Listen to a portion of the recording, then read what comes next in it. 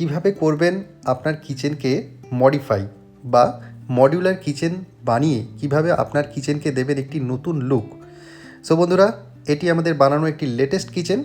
আর এই কিচেনটি আমরা হোয়াইট এবং গোল্ড এই দুটি কম্বিনেশনে রেখেছি।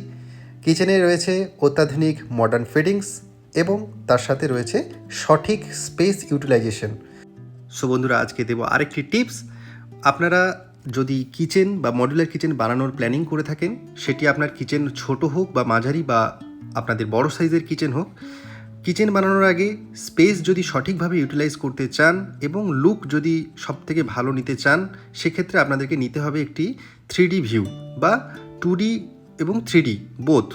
সো যদি আপনারা সেই 2D বা 3D ড্রয়িং নিয়ে তারপর সেটা দেখে কাজ করেন, আপনাদের ভুল ত্রুটি হওয়ার সম্ভাবনা অনেক কমে যাবে। সো বন্ধুরা, এরকম টিপসের জন্য ফলো করতে হবে আমার পেজকে।